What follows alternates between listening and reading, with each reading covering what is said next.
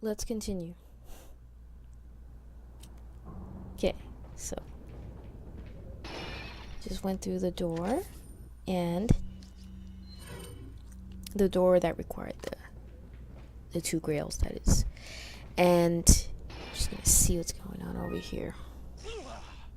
Oh, come on. Jeez, these snakes. Unbelievable. Unreal.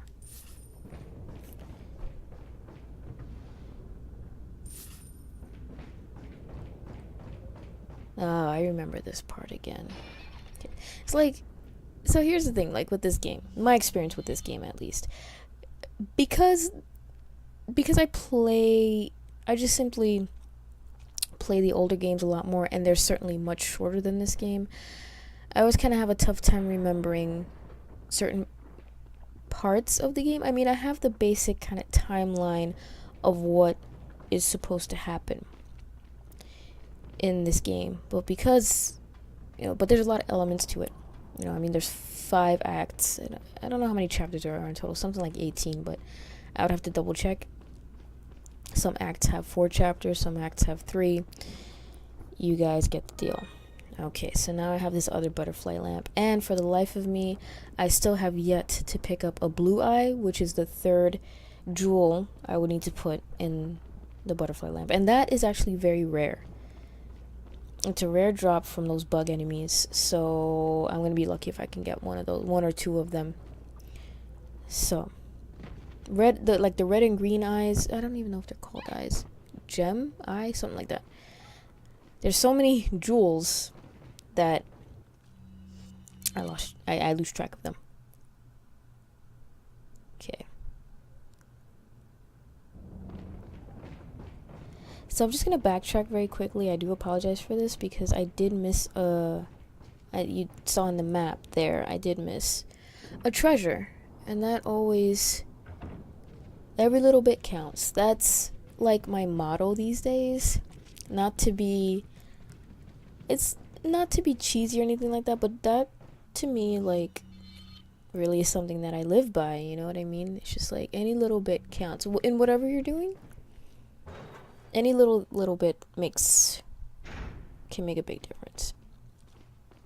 Alright, so where was it? Please forgive me while I look at the map 50 times. Now, if you think me looking at the map is bad here, just wait until I do a Silent Hill Let's Play. That, you may as well just call that Bohan Girl 84 plays Silent Hill map screen. That's gonna be the Let's Play, not the actual game of Silent Hill, just the map screen. 90% map screen, 10% everything else. I'm not even joking, because the thing is that if you guys have played those games, and I'm talking about the earlier games, if you guys have played those games, 90% of the doors are jammed, which means you can never open them. And then 2% of the doors are locked. You have to eventually find the key, and all the doors look alike, so I'm gonna need a prayer and a miracle to get through all that. Yeah, and I certainly have not played the Silent Hill games nearly as much as the Resident Evil games. So, speaking of Resident Evil Revelations, huh? The second Revelations. Finally Capcom. It's like Capcom is actually listening to its fans, which is such a strange notion, huh? But finally, they are, and I have a lot of things to sell to the merchant. Eventually I'll find one, I suppose. Anyway, everybody's been clamoring for Claire to be in a new game, because all she was in was, in terms of the main series, was the second game, Code Veronica, and then if you want to talk about the rail shooter games, she was in Dark Side Chronicles, if I'm not mistaken, but that was it. And then besides that, the only other thing she was in, well, she's also in Gun Survivor 2. And yes, say goodbye to Ashley. Again. Great. More of them.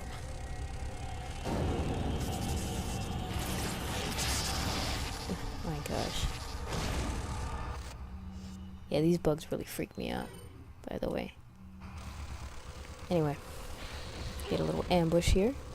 And I'm really hoping I get a blue gem from here. We'll see. So apparently these bugs are like really weak. If you manage to shoot them in the air, you can kill them in one hit, even with like a handgun bullet.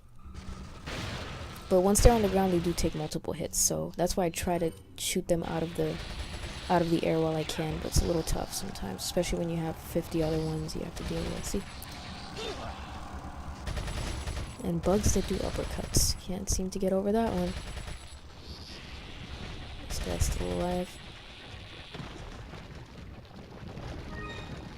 So what I could do here, one way that, I don't know if it'll guarantee that you get a blue eye, you can take a rocket launcher and actually shoot it at that nest that's up there. But rocket launchers are kind of expensive, so I'm not going to do it this time around. But you can. I believe you can do that if I'm not mistaken. If I had the infinite rocket launcher, which I think I do, I have in one of my other save files. Or if you have it, I would highly recommend it. That way you make some moolah. So what was I saying? I was saying some nonsense, I'm sure, like I always do. Oh yeah, Claire Redfield, right? So she was in Degeneration, which was the first CG movie. Which, speaking of which, I really hope they make another movie. I must sound like a broken record by now, but no, I honestly feel like they should. The movies are good. The second movie, I think, was by far better than the first movie. And, you know, of course it's canon because it's made by the people that made the games, so that's always a good thing. And then we all know that the 6th live-action movie, I think it was in production, but I think it's now put on a hiatus because Milla Jovovich is pregnant with her second child. So that's kind of cool. Okay. And you know what the really funny thing is? And this is going to sound strange coming from me, because I always poke fun at the live-action Resident Evil movies. The other night, they were randomly giving Apocalypse, the second movie. And I have to say, honestly, and I'm not bullshitting here, Milla Jovovich's acting is actually not as bad as I thought it was before. I mean, don't get me wrong. Oh, there's the merchant. Okay, lots of stuff to sell this dude. Let's just kind of pick things up in this room and come to him. But I'm not even kidding. I'm not even joking. A lot of critics, you know, make fun of the movies, and with good reason. Trust me. The movies have this strange way of they reference the games, and yet they butcher what they're referencing so much that it doesn't even make any sense. I feel bad for the people. You know, there's people that get dragged into watching the movie because a loved one of theirs is a fan of the games and wanted to watch the movie.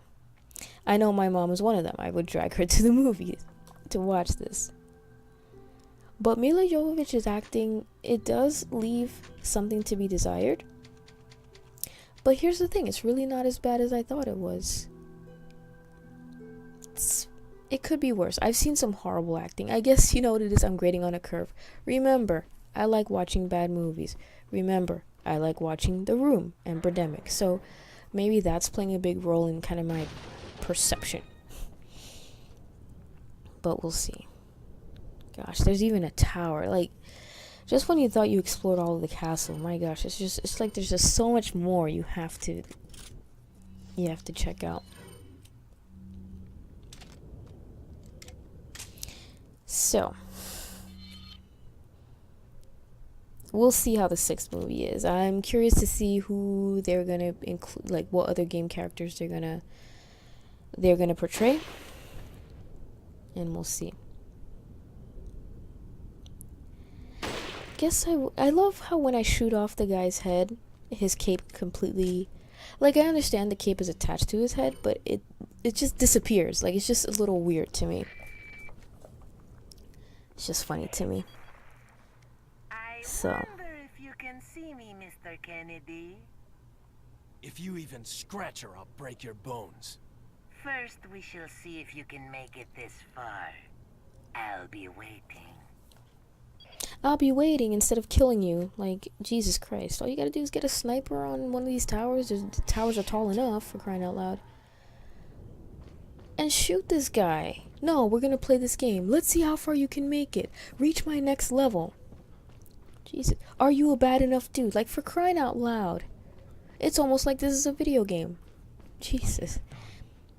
I mean, it's really comical at this point. How can you take any of the Resident Evil villains seriously? Even Wesker. You just can't. You really can't. And that's why I cannot wait to do my Resident Evil 5 Let's Play. I really can't. I'm itching to do it. But first I gotta get through this. Most of it is recorded already, but like, I just can't wait. Alrighty. So we have this clock tower. Okay, clock tower, right? Don't even get me started on clock tower. I'll tell you about my experience with clock tower.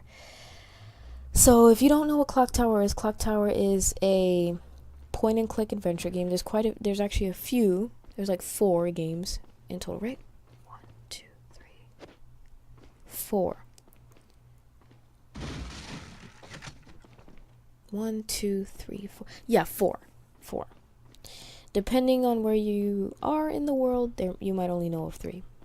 But anyway, Clock Tower was a series, and the first game came out on the Super Nintendo in 1995, something like that. And it was actually a pretty interesting game. I played a little bit of it. It was only released in Japan, but people may have made fan translations of it, so you can play it in English. And I did play that version a little bit.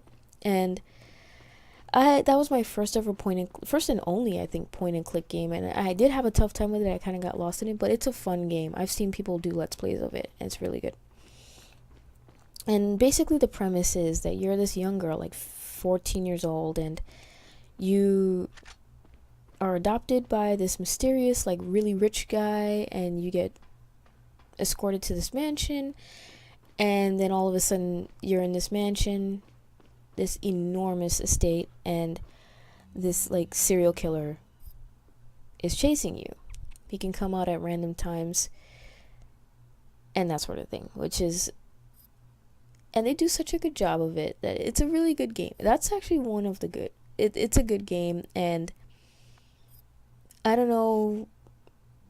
I don't know. I guess it was just never, like, popular enough to be released here in the United States. But thankfully, somebody had the foresight to, like, say, "Oh, let's make a fan translation of it," you know? So that was the basic premise. I played a little bit of it, got lost, but I recognize that it's a good game. and there was a sequel to it, like a direct sequel to that particular story. And I have that game as well. I don't have the original game, except kind of a downloaded version of it. That's the only version I can get.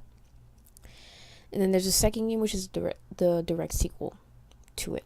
Then, and I believe that was released here in the United States as well.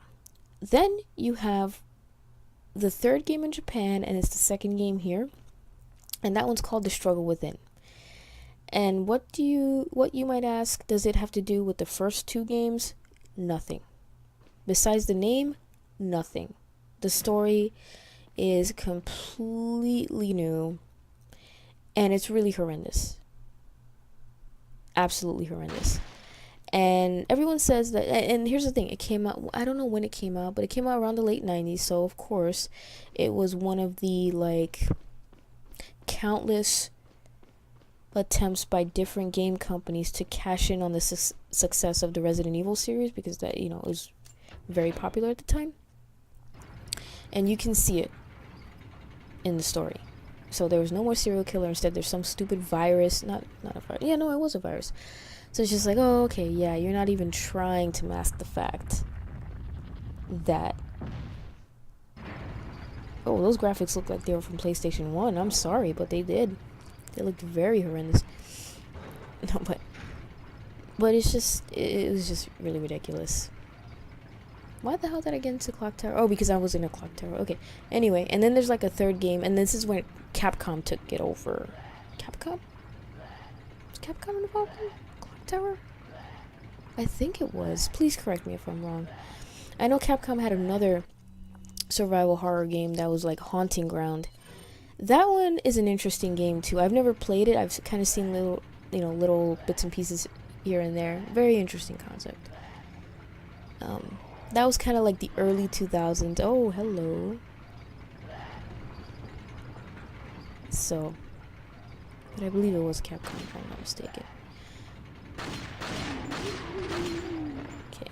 I just love how enemies just flooded this area, like, in 2 seconds. There was no way they could have run across the bridge in that amount of time. So, maybe I will play Clock Tower. Here's another obscure title for you guys. I don't know how obscure it will be for some of you guys. Galarians. Or Galarians. I think it's Galarians. I think that's how you pronounce it. Now that, I remember reading it. I mean, by the way, I have this like huge collection of game magazines. My game magazine of choice was GamePro. I don't even know if it's still in existence, but I have like hundreds of issues of it since like 1997. I'd been subscribed for years, and it was just crazy. And I remember reading about Galarians, and I'm just like, oh wow, this actually seems very interesting. It's basically this kid experimented on. He can do all these like telekinetic things, so he can like kill people with it, that sort of thing. So that game, I got stuck in a part, and I was pissed, and I rage quit. But I really want to play that game again. But anyway, there's just this fascination that I have with these like survival horror games, these old survival horror games, and I'm looking forward to it. I'm looking forward to kind of delving into them, doing some let's plays on them as well, so you will see those as well. So I hope you guys are looking forward to it. Holy cow. Hello, enemies. Alright. I'm not gonna screw around with these guys. I've been killed on many occasions by in this specific area, so okay, just gonna make sure that batch of enemies is dead. Take this piecemeal. That's like my approach to this game. Take these ambush points in a piecemeal fashion as best as I can.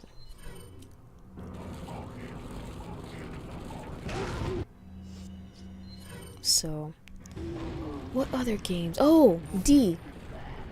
Did I mention D in another video? I think I did. D. This like 2-hour game. I won't spoil what it's about. And this like weird title, just the letter D.